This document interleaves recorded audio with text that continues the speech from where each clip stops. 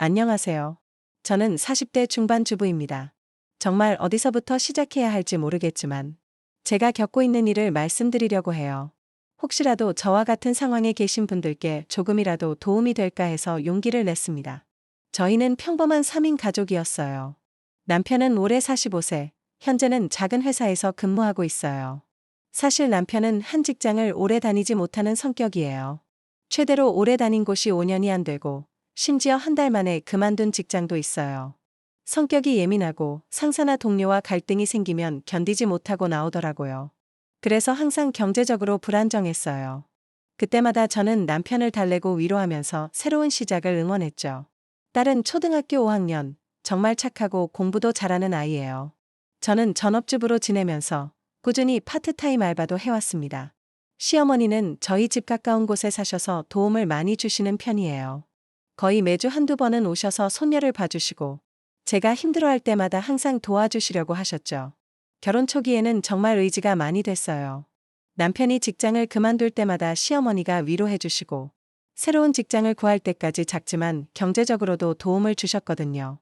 남편도 성격이 착한 편이에요. 화도 잘 안 내고 가족을 사랑하는 마음도 진심이라고 생각했어요. 하지만 한 가지 문제가 있었어요. 특히 돈 관리에는 영 관심이 없더라고요. 카드 명세서도 거의 안 보고 통장 잔고도 확인하지 않았죠. 그냥 카드가 막히지만 않으면 된다는 식이었거든요. 이런 성격 때문에 직장도 자주 바꾸고 돈 관리도 제대로 안 되는 거였어요. 그래도 저는 항상 남편을 믿고 기다려왔어요. 언젠가는 안정될 거라고, 남편도 변할 거라고 생각했거든요. 그런데 코로나가 시작되면서 모든 게 바뀌었어요. 남편이 스마트폰을 최신 기종으로 바꾸면서 여러 가지 게임을 시작했거든요. 처음에는 하루 30분 정도 가볍게 즐기는 수준이었어요. 스트레스 해소용이라던 게임이 점점 중독이 되어갔어요. 1시간, 2시간. 점점 게임 시간이 늘어났어요. 집에 돌아오면 씻지도 않고 소파에 눕는 게 일상이었어요. 그리고는 게임뿐. 주말에도 하루 종일 그 자리에서 벗어나질 않더군요. 그리고 배달 음식. 매일 밤 10시가 되면 배달앱을 여는 게 남편의 루틴이 됐어요. 제가 집에서 정성스럽게 밥을 해놔도 맛없다며 외식하자고 하더라고요. 돈을 아끼자고 집에서 음식을 차려줘도 밖에서 사 먹는 게 더 맛있다면서요. 심지어 제가 몸이 아파서 누워있을 때도 저를 신경 써주기는커녕 배달 음식을 먹으며 게임을 하더라고요. 가족끼리 함께 식사하는 시간도 점점 줄어들었어요. 어느 날 카드 명세서를 보고 깜짝 놀랐어요. 배달 음식비와 게임 결제비가 엄청난 금액이었어요. 월급의 대부분이 그렇게 쓰이고 있었던 거예요. 남편에게 조심스럽게 얘기해봤어요. 요즘 배달 음식이랑 게임에 돈을 좀 많이 쓰는 것 같다고 말이죠. 그때마다 돌아오는 답변은 똑같았어요. 회사에서 스트레스가 너무 심해서 그렇다고 조금만 참아달라고 하더라고요. 하지만 시간이 지나도 전혀 줄어들지 않았어요. 오히려 더 심해졌죠. 저는 견디지 못하고 시어머니께 털어놨어요. 아들이 요즘 돈을 좀 많이 쓰는 것 같아서 걱정이라고요. 사실 시어머니께 말하기까지 정말 많은 고민을 했어요. 괜히 가족 문제를 크게 만드는 건 아닌가 싶어서요. 하지만 너무 답답해서 결국 말씀드렸죠. 그런데 시어머니 반응이 정말 예상과 달랐어요. 남자들은 원래 그렇다고 너무 잔소리하면 집 나간다고 하시더라고요. 우리 아들 스트레스가 많나 보다. 제가 좀 이해해줘야 한다고요. 그리고 시어머니께서 이런 말씀까지 하셨어요. 혹시 우리 아들 집에서 너무 답답해하는 건 아니냐고 물으시더라고요. 시어머니는 저한테 문제가 있어서 남편이 스트레스 받는다고 생각하기 시작한 거죠. 그 말을 듣고 나니 제가 남편을 너무 옥죄고 있는 건가 싶기도 했어요. 그런데 어느 날부터 핸드폰에 모르는 번호로 문자와 전화들이 쏟아지기 시작했어요. 대출 상환일이 지났다는 내용과 연체료가 발생했다는 연락이었죠. 제가 몰래 보니 남편 이름으로 온 문자들이었어요.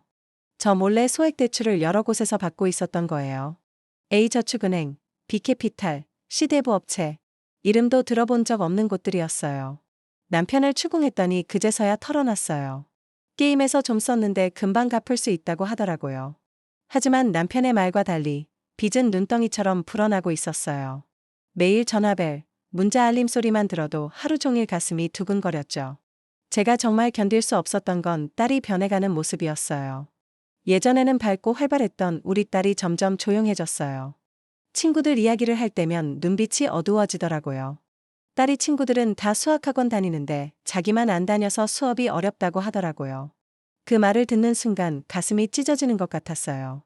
주변 엄마들과 이야기하다 보면 아이들 교육비가 정말 만만치 않더라고요. 우리 딸만 아무것도 못 시켜주고 있는 현실이 너무 참담했어요. 그때마다 조금만 기다려봐. 엄마가 알아볼게 하면서 몇 개월째 미루고 있었거든요. 용돈도 제대로 주지 못했어요. 친구들은 다 용돈 받아서 예쁜 문구용품 사고 그러는데 우리 딸은 항상 괜찮다고 엄마가 사준 것만 써도 된다고 하면서 눈치를 보더라고요. 어느 날은 딸이 조심스럽게 물어보더라고요. 우리 집이 가난한 거냐고. 왜 친구들은 용돈을 많이 받는데 자기는 용돈을 못 받는지 말이에요. 그날 밤 화장실에서 펑펑 울었어요. 이런 상황에서 제가 할 수 있는 건 일하는 것뿐이었어요. 결국 야간 편의점 아르바이트까지 시작했어요. 하루 5시간도 못 자는 날이 계속됐죠. 몸은 정말 힘들었지만 딸을 위해서라면 뭐든 할 수 있었어요. 더 끔찍한 건 시어머니의 반응이었어요.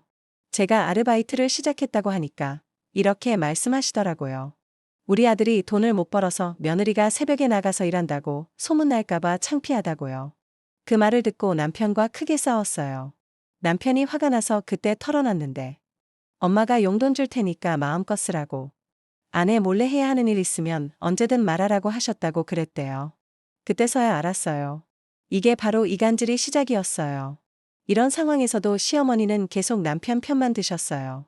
제가 남편과 진지하게 얘기하려고 할 때마다 말씀하시더라고요. 남편 스트레스 해소도 못하게 하면 어떻게 하냐고. 우리 아들이 원래 그런 애가 아니었는데 며느리가 너무 통제하려고 한다고요. 아들이 뼈 빠지게 벌어온 돈으로 니네가 사는 건데 그걸 못 쓰게 하면 아들이 무슨 의욕으로 일을 하겠니? 하고 말씀하시더라고요. 그 말을 듣는 순간 너무 황당하고 기가 막혀서 말이 나오지 않았습니다. 몇 달 후 같은 아파트 이웃분이 조심스럽게 말해주더라고요. 시어머니가 다른 사람들한테 제 얘기를 하고 다니신다고요. 처음에는 믿을 수 없었어요. 그렇게 저를 챙겨주시던 시어머니가 설마 그러실 리가 없다고 생각했거든요. 하지만 여러 사람들이 비슷한 이야기를 해주더라고요. 며느리가 아들을 괴롭힌다. 돈도 못 쓰게 한다. 아들이 원래는 안 그랬는데 며느리 때문에 망가졌다. 심지어는 제가 아르바이트 하는 것도 남편을 무능력하게 만들려는 심술이라고 하신다더라고요. 그 순간 정말 세상이 무너지는 것 같았어요. 시어머니가 그동안 저를 도와주는 척하면서 뒤에서는 제가 모든 문제의 원인인 것처럼 만들고 계셨던 거예요. 더 충격적인 건 남편이 이 모든 걸 알고 있었다는 거였어요. 그런데 남편은 엄마 말이 맞는 것 같다. 너가 좀 심한 것 같다고 하더라고요. 15년 결혼 생활이 한순간에 허물어졌어요.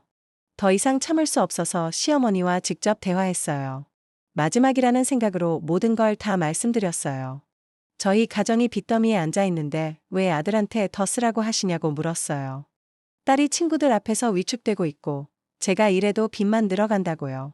이런 상황에서 아들 편만 드시면 가정이 완전히 무너진다고 호소했어요.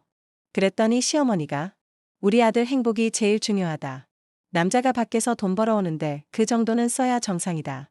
며느리가 너무 깐깐해서 우리 아들이 불행하다. 그 순간 모든 게 명확해졌어요. 시어머니에게는 완벽한 아들이 잘못될 리가 없다는 신념이 있으셨던 거예요. 문제가 생기면 당연히 며느리 탓이고 아들은 피해자라고 생각하고 계셨던 거죠. 그날 밤 남편과 마지막 대화를 했어요. 정말 진지하게 우리 결혼 생활에 모든 걸 걸고 이야기했어요. 이제 정말 마지막이라고. 우리 딸이 친구들 앞에서 위축되는 모습 더 이상 못 보겠다고 했어요. 매일 독촉 전화 오는 것도 지겹고 아르바이트 하느라 녹초가 되는 것도 한계라고요. 그리고 시어머니가 저를 나쁜 며느리로 소문내고 다니시는 것도 더 이상 참을 수 없다고 했어요. 6개월 안에 확실히 변화하지 않으면 딸이랑 따로 살겠다고 했어요. 이건 협박이 아니라 정말 마지막 기회라고 말이에요. 남편은 여전히 엄마 말이 맞는 것 같다고 하더라고요. 하지만 저는 단호하게 말했어요. 시어머니 말만 듣고 살 거면 시어머니랑 살라고. 나는 더 이상 이런 식으로 못 살겠다고요. 지금 저는 공장에서 정규직 일자리를 구했고 딸이랑 단둘이 살 집도 알아보고 있어요. 남편이 변할지는 솔직히 기대하지 않아요. 시어머니와 더 자주 만나면서 저에 대한 불만만 늘어나는 것 같더라고요. 하지만 후회하지 않아요. 딸아이에게도 솔직하게 말했어요. 상황이 어떻게 되든 엄마가 열심히 일해서 내가 원하는 학원도 보내주고 용돈도 주겠다고요. 친구들처럼 하고 싶은 것들 다 할 수 있게 해주겠다고 약속했어요. 딸은 엄마만 있으면 된다고 말해주더라고요. 그 순간 제 선택이 틀리지 않았다는 확신이 들었어요. 잘못된 건 잘못됐다고 말하고 바로잡기 위해 용기 내는 게 진짜 가족을 지키는 길이죠. 시어머니는 여전히 며느리가 가족을 깨뜨렸다고 말씀하시겠지만 진짜로 가족을 깨뜨린 건 무책임함과 현실 회피였어요. 그리고 잘못된 것을 잘못되었다고 말하지 못하게 하는 분위기였고요. 사실 저도 가끔 흔들릴 때는 있어요. 내가 너무 심한 건 아닐까 하고요. 하지만 딸이 원하는 것을 하며 웃는 모습을 보면서 내가 잘한 선택이었구나 싶어요. 며칠 전에는 딸이 이런 말도 하더라고요.